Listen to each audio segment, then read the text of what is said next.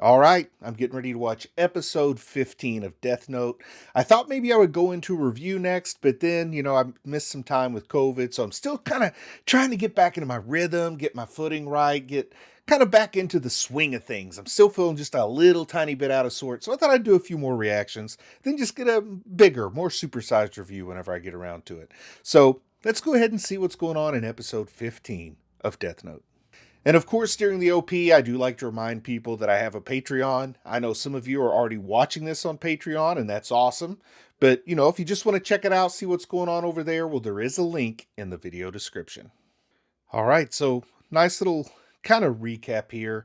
I mean, we found out that, a little bit of manipulation here between L and Light, I think, calling him his friend. And then we see sort of turnabout as fair play, where Light is doing a little bit of manipulation of Misa, the second Kira, if you will, really wants to get L killed. So we got some intrigue going on here.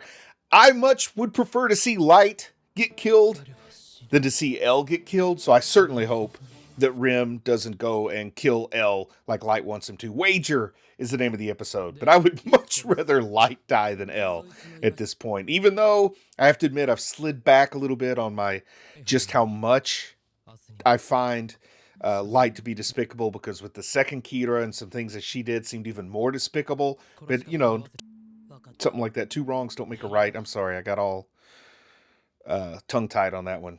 Apologize.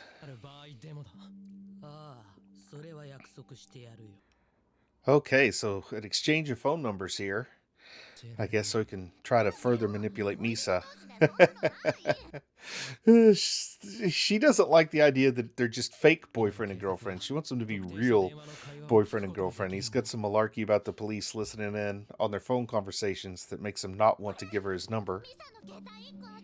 Oh, wow, she has multiple cell phones because she's an idol. I kind of forgot she's like a famous person, probably fairly rich, and here she is in this warped reality she's living in with a Shinigami. Yeah, he still is one to be controlling in this pseudo relationship. He makes the phone calls, not her. He's going to upset her. Like, he's definitely, this crap that he's doing, he's definitely going to upset her. I think she is probably going to be the obsessed fan who ends up killing Light, kind of like the whole Selena thing.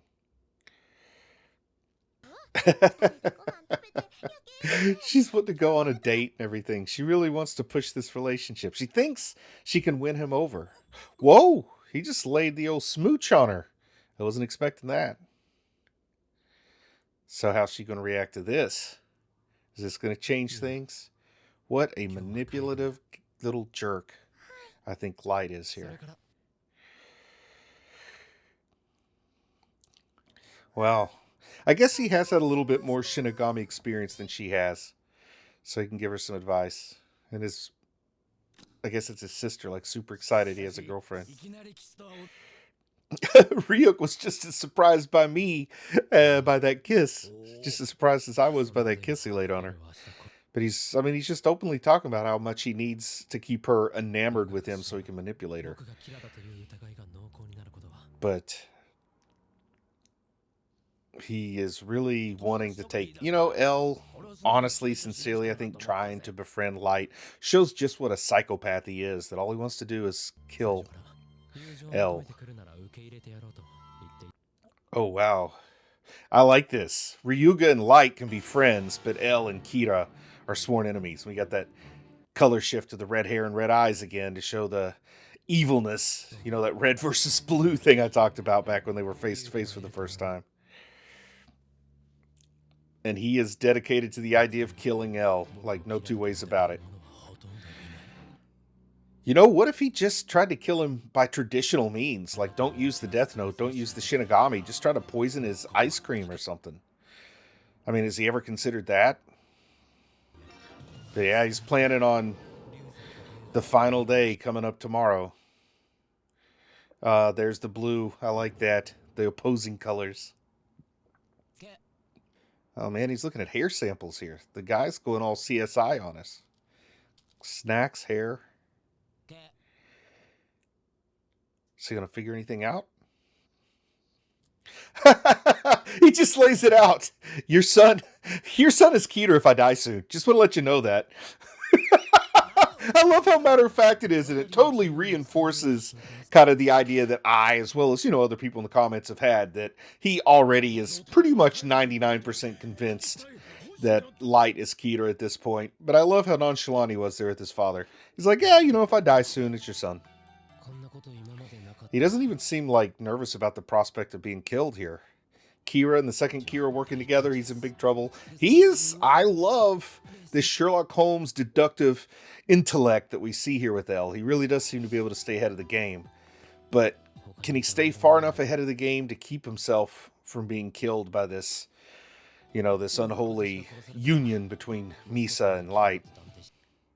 Like, what is L going to do to save his bacon? Can he do anything to save his bacon? Oh, he's going to have to make a surprise offensive here. That's what he's saying. It's the only chance I have is to make a wager, which explains the name of the episode, and he's going to have to strike first. I really like it when they color code the hair and everything to sort of show the hot-bloodedness with the red and light, and then with L, we've got the cool calculation in blue, which is a cool color versus a warm color like red. And he's just stumbled upon L over there reading a book. He really holds stuff in odd ways. Like, he doesn't just sit odd. Everything about him is almost inhuman. Like, is he himself some kind of incarnation of a Shinigami made human? The way he's so odd, the way he sits, the way he holds things, the way he carries himself. It's almost like a gargoyle or something sitting there. Oh, wow, he's really wagering here by doubling down on acting as if he's convinced when Light says he's not Keter, but we know he's not convinced of that at all. Yeah, he's got him in a little bit of a catch-22 here. I do wonder how this little standoff, this wager is going to play out. Kind of playing up their fake friendship in the conversation, or is it fake? Like, how dissociated is Kira from Light here? Like, how much does he compartmentalize the two aspects of his personality? Is it separate enough that he can honestly, like he says, Light can be friends with someone that Keter must kill? Like, has he separated and dissociated his aspects of his personality that much?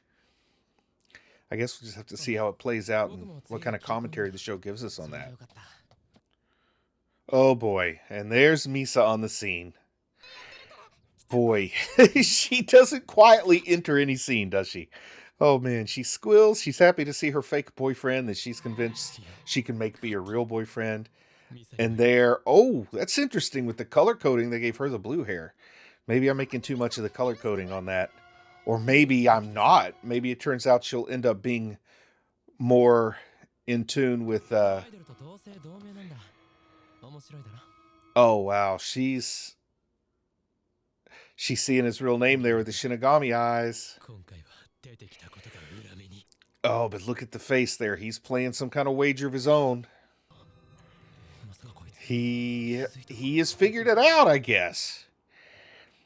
So what's his play now? How in the world can he play? Can you legally change your name and protect yourself from a Shinigami? He says he's jealous.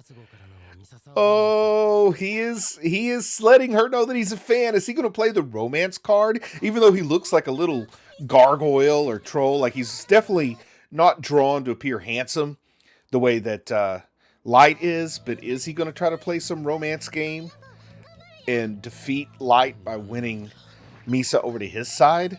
Oh no, did Light touch her butt? You can't do something like that, Light. I think he did it just so he could white knight her here. Oh my goodness, he is playing some kind of romance angle. This is his wager. He's going to win the second Keter over so that... Now he's got the ultimate weapon against Light. I never saw this. This is great. I guess that's her agent or something, Yoshi. Oh man, this is great. Or her handler.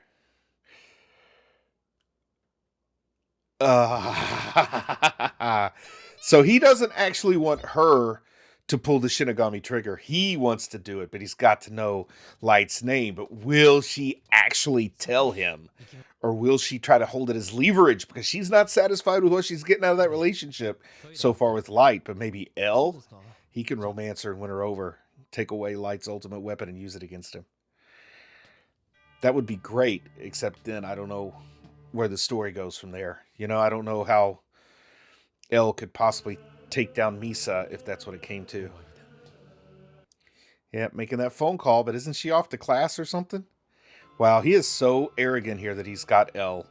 I don't think he does. I think L played this wager. I think he's going to win this particular gambit. Talking about the 6 minutes and 40 seconds you got, which I said is kind of like 6.66 minutes. Even though it's not precise, it's really more like 6.666666. But you get what I'm saying. Yeah, he really does want to, like, do his own dirty work, doesn't he? He wants to pull the trigger himself. But is she going to answer? And is she going to cooperate? I suspect that it's not going to go quite so easily for Light as he expects. Oh, Elle got her phone. I love the sleight of hand. Oh my goodness, he is a step ahead. I love it. And they're only a few feet away. He has busted him, figured it out. I love it. Oh, that's when he touched her butt. He pickpocketed her for her cell phone. Oh, man. Like, I normally don't endorse theft, but I am loving this turn of events. This might be one of the best episodes so far. I'm loving this little standoff here at the college campus. How he is... Actually, it feels like he is the one who's now toying with Light instead of the other way around. This is crazy. Now what's he doing? I love how he holds everything in such a weird, inhuman way. I'm telling you, he's like a little gargoyle or something. L the gargoyle. Uh-oh. Yeah, so he's just letting him know right now that he's suspected her being the second Kira, but I think he just now came up with that plan, right? Like, there's no way he'd do it ahead of time, right? Oh, the hairs and fibers. Eh, maybe. Who knows? But I think this is all part of his wager. All part of his gambit. Oh, wow. Because of her fame and her stature, they have to play carefully. They can't openly come out after her. Oh, so drug possession is the door to arrest her. Okay, how is Elle going to handle this one? Also, there's no way you can arrest Kira number 2. I mean, she'll kill everybody. She'll take everybody out. She can only die when her time is up, I think. Whoa, what's this? Jumping off a building? Or is this just like in his mind? Yeah, this is all just daydreaming kind of stuff. Whoa. Yeah, it looked like he was considering being defeated, and now he says, no, the fight has just begun. I've not yet begun to fight. So Atari, I guess, is spying on Misa here. Misa Amane, is that her name? Oh, what in the heck? They've got her blindfolded and strapped up. They managed to abduct her. How in the world do they pull off such an abduction without her being able to, like... Okay, I wasn't expecting this. They keep her blindfolded. That's a good move, so she can't see who it is. But my goodness, they've got her all Hannibal Lectered, basically. Only instead of her mouth being covered up, it's her eyes, and they've got it so she can't write. I never thought about that. You get her in a straitjacket and she can't write. You can't just say the name. You got to write it in the death note. More importantly, you just separate her from the death note, and you've made a major stand. But I guess they haven't figured out how to do that. I don't know what her Shinigami's up to, Rim. But Rim, probably not real happy with this turn of events. Probably going to demand that Light help her or else, you know? So we'll see. Oh, man. They did a good job of getting her all restrained. Oh, there's Rim. He's by her side. I expected Rim to maybe go seek out Ryuk and Light here and demand that they help or have some kind of leverage over him if they don't. Maybe even just threaten to kill Light if they don't help. All right. What's she gonna do? Is she confessing? Wow, she'd rather die than confess. I guess they wanted her to confirm that it was Light, but I mean, come on. Do you really need any more confirmation at this point?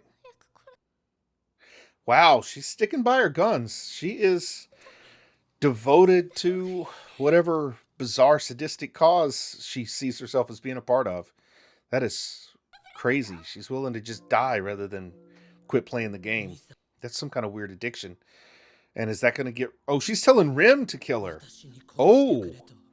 Oh! I didn't know that she was being serious. I thought she maybe thought this was a way out of this conundrum. But she's actually committing suicide by Shinigami. Yeah, and he's going to go kill Light. And she doesn't want Light dead because even in this horrible, ridiculous situation where it's clear he doesn't care a squat for Misa, she would still like want to protect him or save him.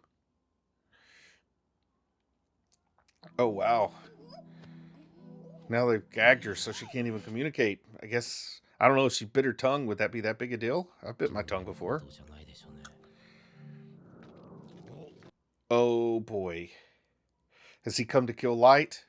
Or has he come to demand Lightsaber? Alright, let's see how this goes. Alright. So maybe this is where Rim demands that he go rescue her. So Rim has fallen in love with her. So Rim may be another dead Shinigami. Oh, so this is a new twist. If she gives up the Death Note, she'll forget everything she did. And that'll, in some weird way, make her kind of innocent. You know, if you don't remember your sins, does that mean you didn't commit them? I don't know. It's an interesting philosophical question. But it sounds like it's a solution. Okay, so now we're going back in time a little bit. But he really wants to save her. Won't that kill him? I mean, didn't Rim describe a couple episodes ago how a Shinigami dies? It's by caring too much about a human, basically. And I feel like this is crossing that line. This could be the end of Rim. Okay, so he's convinced her, I guess, to give up the Death Note that she seems so happy to have.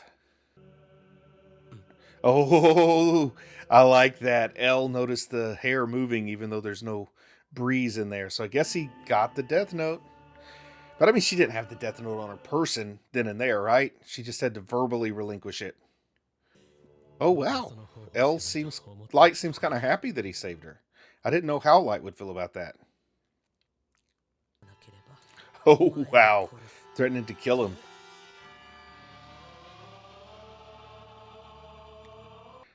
Yeah. I mean, I knew that was... I mean, I kind of predicted that leverage was going to pop up. But I just want to see if he's going to... Whoa, he said goodbye to Ryuk? Whoa! So Ryuk's out of the picture? I didn't expect that to happen. So Rim is now going to be the Shinigami for Light here? That was a twist that not only I didn't expect, but I don't know if I believe that's how it's really going to play out yet either. Like, I don't think this is the end of Ryuk, right? Maybe, maybe not. I don't know. I'll just have to watch and see. But it's good to be back in the world of Death Note. This is a great show. I mean, a great story. I really enjoy this one. I've missed it because it's been a little while, and I've really missed it. So I'm glad to be back with Death Note as well as some other things. And with that, I'm just going to say I'm proud of you for watching anime, and I'll talk to you again soon. I just want to say a big thank you to everyone who supports the channel on Patreon. It really means a lot to me. If you might be interested in Patreon perks like early access to videos, uncut reaction videos, ad-free videos, and the opportunity to vote on which anime will be covered in the future, then click on the link in the video description. Thank you.